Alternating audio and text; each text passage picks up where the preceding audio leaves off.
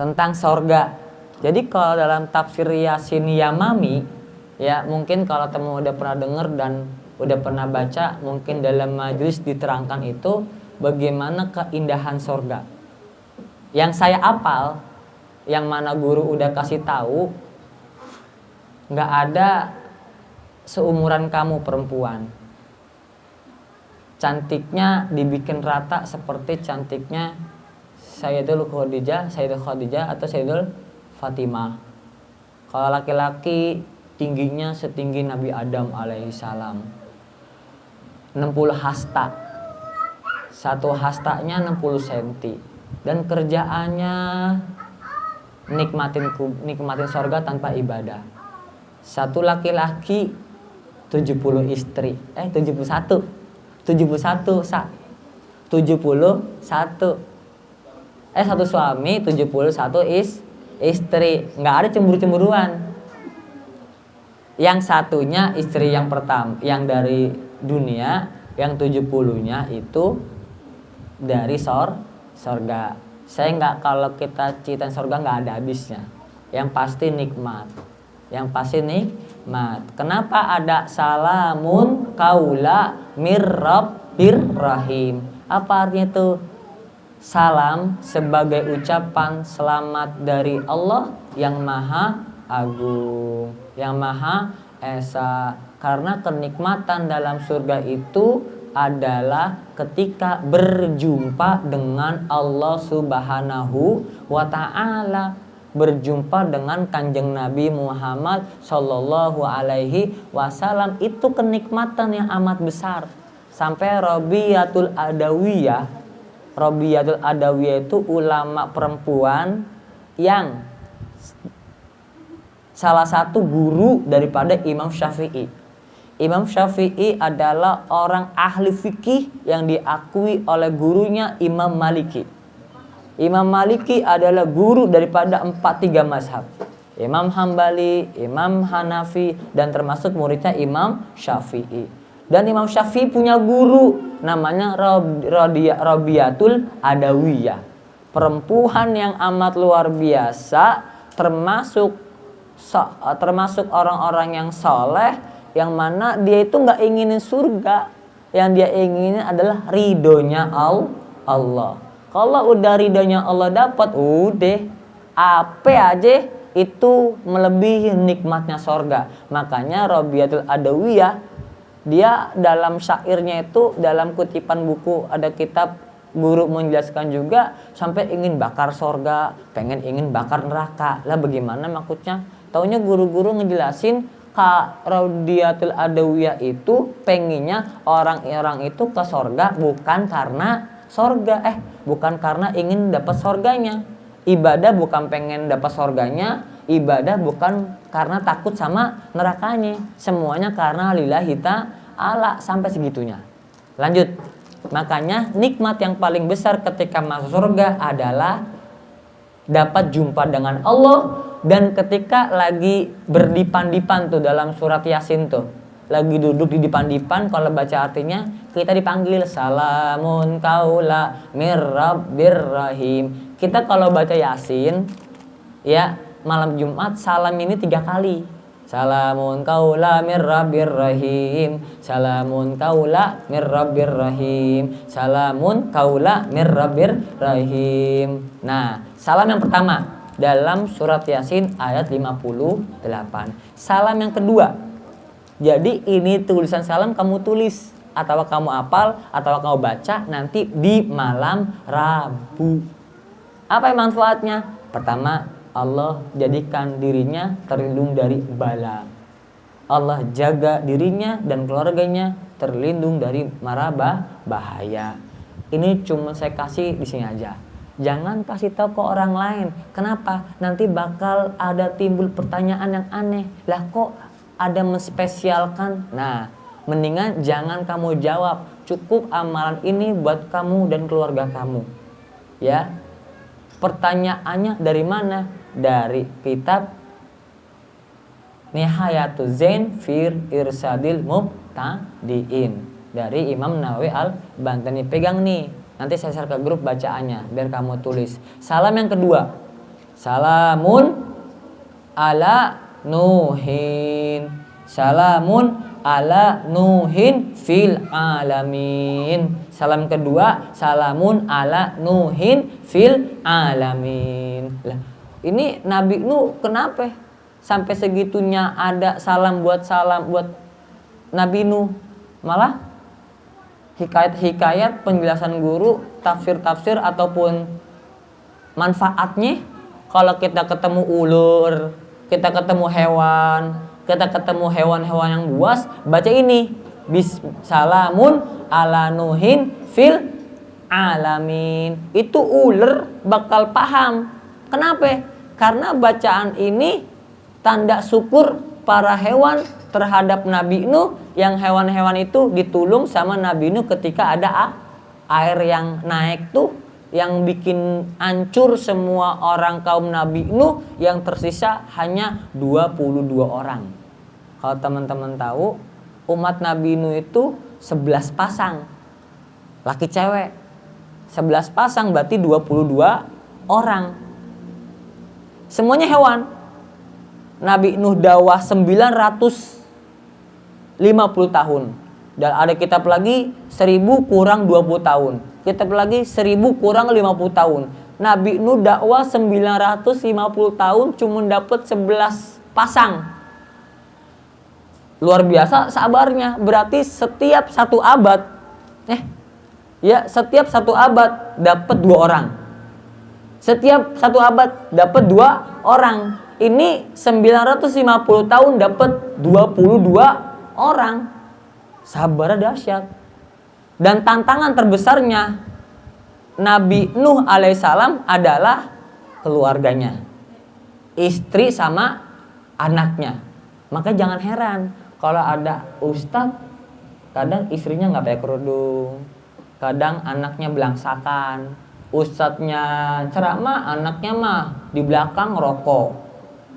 Guru ustadznya mah ceramah, bapaknya ceramah mah anaknya mah berkeliaran aja nih, ya kan? Tapi jangan heran nanti ketika gede, rata-rata anaknya tuh soleh.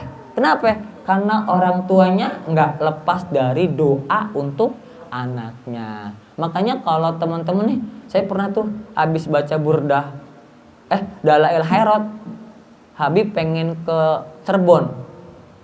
Saya sholat di paling depan di belakang Ustadz Nur. Sholat ujuk-ujuk, siapa tuh yang kembar tuh? Yang kecil kembar, anak Habib yang paling kecil. Siapa namanya? Ahmad sama Jafar ya. Habis salam, Wan, keluar yuk. Lah ngapain nih bocah? Jajan. Nanti kan ziarah, aku pengen jajan dulu. Ini saya takut salah, mau salah. Kan bahasanya namanya kalau dibilang kita kesel mah nggak boleh kesel lah. Orang anaknya Habib Hasan, masa ya kesel. Ujuk-ujuk main tarik aja tuh 2 orang ke warung. Dia milih, dipikir milihnya makanan, mikirnya mainnya apa, belinya mainan. Bingung saya. Taunya yang punya warung tahu, kadang dia selalu geret jamaah buat suruh beli makan, beli jajan. Jajanannya itu mainan. Ya kan pikiran kita, ya masih bocah kelakuannya begitu. Tapi nggak tahu kayak Wanatos tiba-tiba gede-gede udah kayak gitu. Haibahnya aja udah kebawa. Kan begitu. Yang makanya Nabi Nuh itu sangat sabar luar biasa. Yang ketiga, saya nggak panjang lagi biar ini soalnya 7 salam. Yang ketiga, yang pertama salamun kaulamir rabbir rahim. Yang kedua, salamun ala Nuhin fil alamin. Yang ketiga, salamun ala Ibrahim. Kalau kisah Nabi Ibrahim mah tahu dah, ya kan, bagaimana sabarnya. Sampai kalau dalam kisah itu Nabi Ibrahim itu ya kan bisa adem itu api asbab daripada kanjeng Nabi kita Muhammad Sallallahu Alaihi Wasallam. Lanjut biar kita cepet ya, nanti masalah hal lainnya mungkin nanti dibahas minggu depan. Biar salam ini kamu bisa simpen, karena kita kan minggu depan nggak ketemu, minggu depan libur karena tanggal 8 milad. Datang malam ada Habib Ali Al-Masyhur ada Habib Ali Kuitang, Habib Yusuf datang. Saya kemarin datang ke rumahnya. Ada yang datang malam Senin kemarin? Enggak, yang di pinggir kali ada yang datang enggak? Bagus. Kalau datang saya diketawain sama malu itu. Makan kebab malam Sabtu. Kok kamu tahu? Oh gitu. Saya datang itu, nah itu nih adabnya seorang ahli majelis ketika mengundang guru, jangan melalui WA. Haram itu kalau dalam saya. Harus datengin. Nggak boleh melalui wasilah ataupun apalagi telepon. Kalau kita ngundang guru, bagaimanapun caranya harus datang. Temuin. Nah kemarin kata Satyudi ya. Sampai bapaknya itu. Mana bacanya? Nggak datang. Malam Sabtu ada nih Habib di rumah, burdah. Saya datang dari TPA, saya pakai celana panjang. Saya pikir burdah, taunya baca Quran sama bahas kitab Tambihul Ghafilin. Enak tuh bahasnya. Baca pakai Arab Pegon yang bahasa Indonesia. Mungkin pernah baca kali. Ya, dibahas tuh sama Ustaz Habib, iya tuh makan kebab. Kebabnya warna apa? Tuh, iya itu bener kamu. Kok tahu banget sih? Jangan-jangan pas concongan kamera ke saya ya? Enggak saya. Enggak ada saya. Oh gitu. Tapi kamu nggak saya nggak ada kan saya? Oh ada, berarti ada. Berarti saya pikir kamera cuma nyoncongin ke anak-anak asal doang, nggak ke saya gitu. Karena paling jauh. Oh dia motoin. Oh bener aja. Oh iya. Oh gitu. Nah lanjut. Ya, salamun ala Ibrahim. Yang ketiga nih, yang keempat. Salamun ala Musa wa Harun. Gampang ya. Salamun qaula mir rabbir rahim. Salamun ala Nuhin fil alamin. Salamun ala Ibrahim. Nah, yang keempat salamun ala Musa wa Harun. Yang kelima apa tadi? Nah ya, yang kelima salamun ala Ilyasin. Itu dalam satu surat Asy-Syaffat. Ya, yang nama-nama nabi tuh salamnya tuh. Yang salam pertama dari surat Yasin, lalu yang keenam dalam surat Az-Zumara. Salamun alaikum tibtum fadkhuluha khalidin. Ini bagaimana hadiah atasmu, kebahagiaan untukmu, makalah masuklah kamu ke dalam surganya Allah. Yang terakhir, salam yang ketujuh, salamun hiya hatta matla'il fajr. Yuk ulangin, ikutin saya. Salamun qaula mir rabbir rahim.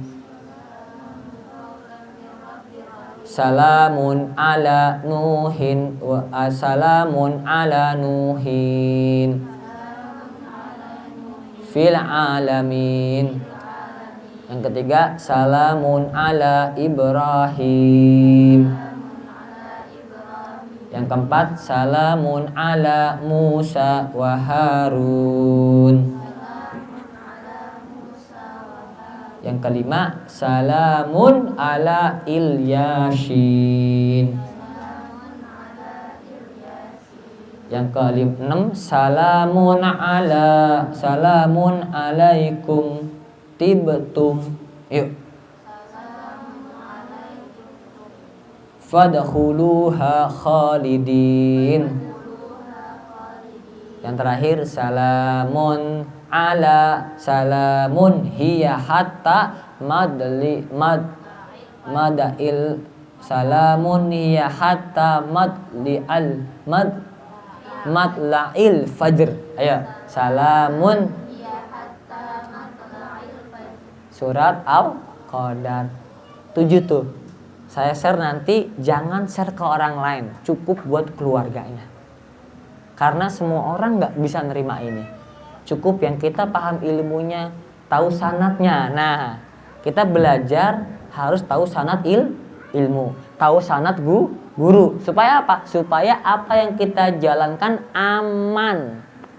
Kamu tahu ya siapa yang saya Baharmi itu yang ngarang salawatnya Nur Mustafa.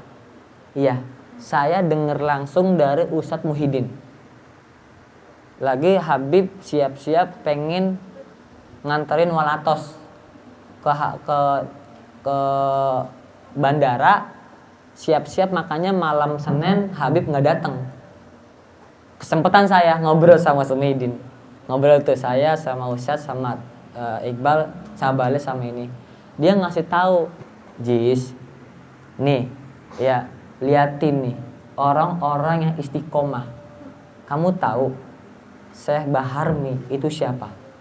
Dia adalah turunan ke-17 daripada yang menjaga makomnya Imam Haddad. Dan taunya dia juga yang suka menulis syair, menukil syair. Dari 17 keturunannya Syekh Baharmi sampai ke datunya yang pertama, kerjaannya apa? Jagain khodimul Imam Haddad sampai Imam Haddad udah nggak ada, lalu nulis syair-syair Imam Haddad sampai jadi tukang vokalnya. Jadi dari Imam Haddad, dari keturunan pertama sampai Syekh Baharmi yang ke-17 itu, dia itu nggak pengen jadi kayak saya di depan, nggak pengen jadi megang sound, nggak pengen jadi megang bass, nggak pengen jadi megang hadro, nggak pengen jadi ngapa-ngapain apa tuh megang garu ataupun nyedokin kopi.